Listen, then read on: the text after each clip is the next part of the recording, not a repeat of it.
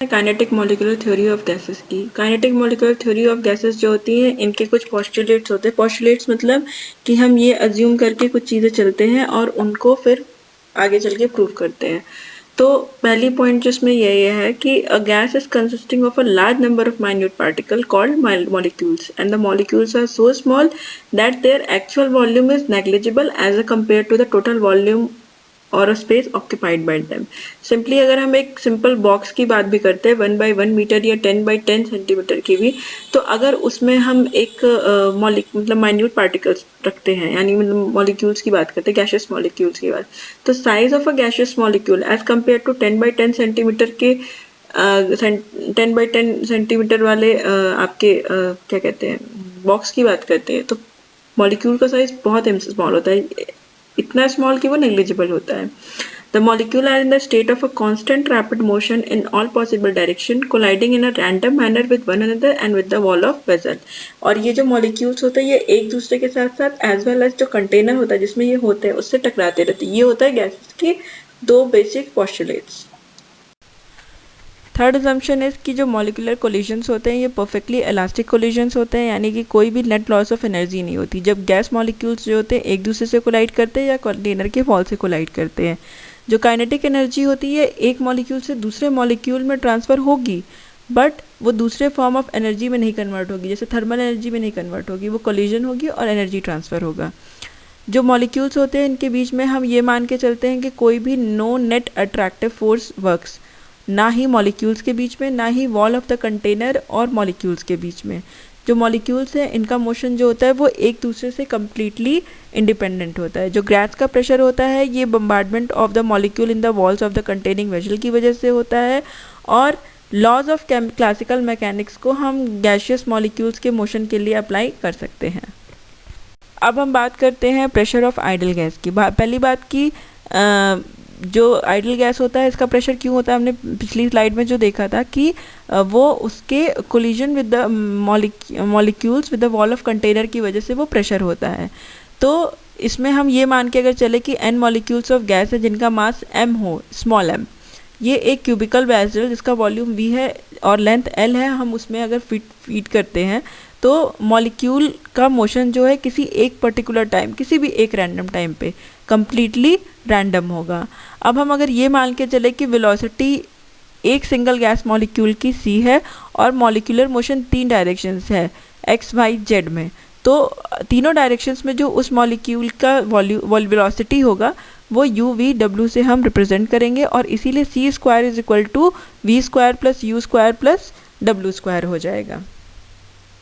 अगर हम ये कंसीडर करके चले कि जो मोशन ऑफ मॉलिक्यूल है एक्स एक्सिस पे वो इलास्टिक है और वॉल जो है वो स्टेशनरी है, तो रीबाउंड होने पे क्या होगा कि केवल वेलोसिटी की साइन चेंज करेगी, यानी अगर प्लस यू की तरह से चल रहा है तो वापस आने पे इलास्टिक कोलिजन के बाद वो माइनस यू के साइन से चलेगा। इसीलिए जो रिजल्टिंग चेंज ऑफ मोमेंटम है वो हम delta P X M U minus और ब्रैकेट में माइनस यू मतलब रिबाउंड वेलोसिटी, तो हमारे जो डेल्टा पी एक्स यानी चेंज इन मोमेंटम है वो 2mu आता है। कोलिजन के बाद जो मॉलिक्यूल होता है वो l/u टाइम लेता है to collide with the opposite wall and the time equal to 2l/u is to strike against the same wall. जो फ्रीक्वेंसी ऑफ कोलिजन होती है दो वॉल्स की, अगर हम इसको देते हैं u/l से और चेंज इन मोमेंटम कैलकुलेट करेंगे तो हमारी जो चेंज इन मोमेंटम आएगा, rate of change of momentum, ये आएगा 2mu square by l। The total change in momentum जो होगा वो हम देंगे delta p by delta t। तो ये 3 डायरेक्शंस की बात हो रही है क्योंकि, तो तीनों डायरेक्शंस को हम टोटल ऐड करेंगे तो फाइनल जो हमें आएगा delta p by delta t is equal to 2m by l u square plus v square plus w square, यानी कि u square plus v square plus w square हमने लास्ट स्लाइड में check किया था तो उसमें क्या था कि वो c स्क्वायर के इक्वल था, c स्क्वायर यानी कि टोटल वेलोसिटी, तो ये आपकी वैल्यू ऑब्टेन होती है। अब हम बात करते हैं total change in the momentum of a single molecule per unit time from the collisions in the six wall, ये जो हमें मिला है वैल्यू।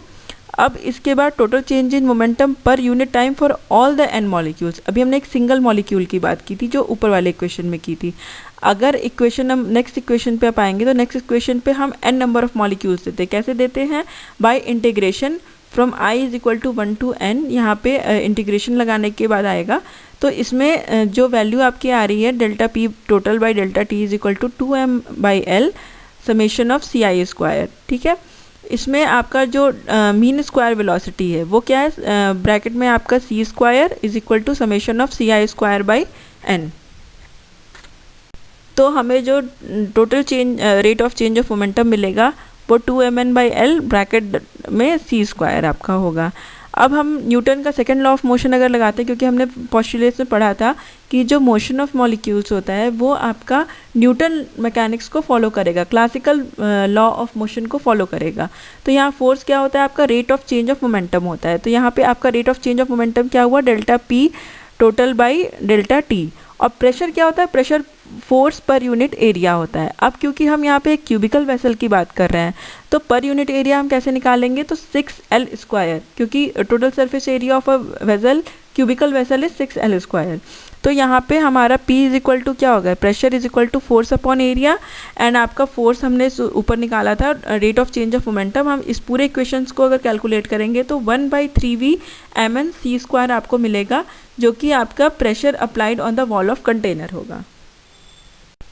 इसी तरह से हम रूट मीन स्क्वायर वेलोसिटी भी निकाल सकते हैं और इसी इक्वेशन को अगर हम जो कि क्वेश्चन 9 में आपका आया है, रूट मीन स्क्वायर वेलोसिटी को अरेंज करने पे, और फाइनल जो एक इक्वेशन आपका आया P V is equal to 1/3 mn c square, इसको हम कहते हैं काइनेटिक गैस इक्वेशन।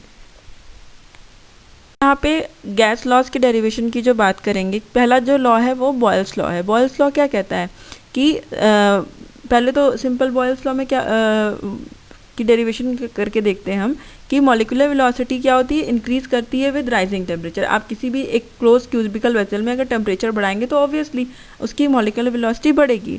अब क्योंकि काइनेटिक एनर्जी जो होती है वो आपकी वेलोसिटी के directly proportional, square of the velocity के डायरेक्टली प्रोपोर्शनल होती है, तो टेम्परेचर को भी हम काइनेटिक एनर्जी के टर्म में डिफाइन कर देंगे। So therefore according to the kinetic theory, जो एब्सोल्यूट टेम्परेचर ऑफ गैस है T, वो डायरेक्टली प्रोपोर्शनल होगा मीन काइनेटिक एनर्जी यानी half mc square per molecule.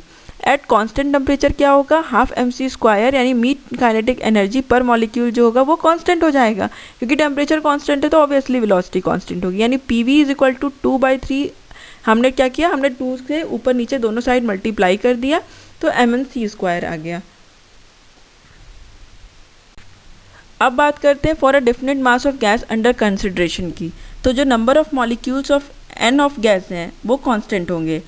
तो ये जो ओवरऑल इक्वेशन हमारा बना था पीवी के टर्म्स में, तो पीवी क्यों कांस्टेंट हो जाएगा, क्योंकि अगर हम एक किसी डेफिनेट मास ऑफ गैस की बात कर रहे हैं in a close container with a constant temperature, तो PV for a gas given mass at a constant temperature becomes constant. यानी कि at constant temperature pressure is directly proportional to 1/v, या कह सकते हैं at constant temperature pressure is inversely proportional to the volume of container. Second आपका आता है Charles law. Charles law के लिए हम क्या करते हैं, अगर हम फिर एक कांस्टेंट नंबर ऑफ मॉलिक्यूल्स की बात करते हैं तो पीवी इज इक्वल टू, हम फिर से सेम इक्वेशन लगा सकते हैं, PV is equal to 2/3 into 1/2 mn c square.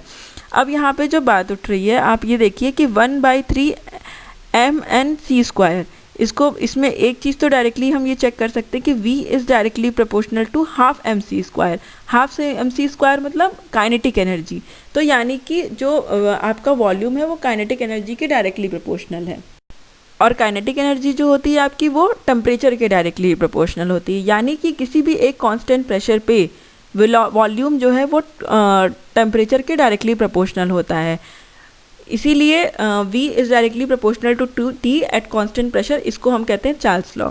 अगला है एवोगैड्रोस लॉ। यहाँ पे सिंपल क्या है कि पहले जब दो डिफरेंट गैसेस की हम बात करते हैं तो दो डिफरेंट गैसेस के केस में P1 V1 is equal to, ये निकाल लिया इक्वेशन आपने, और सेकंड P2 V2 के लिए भी एक इक्वेशन निकाल ले। अब हम ये बात करें अगर कि P1 P2 इक्वल कर दे, V1 V2 इक्वल कर दे, तो half m1 c1 square n1 is equal to half m2 c2 square n2।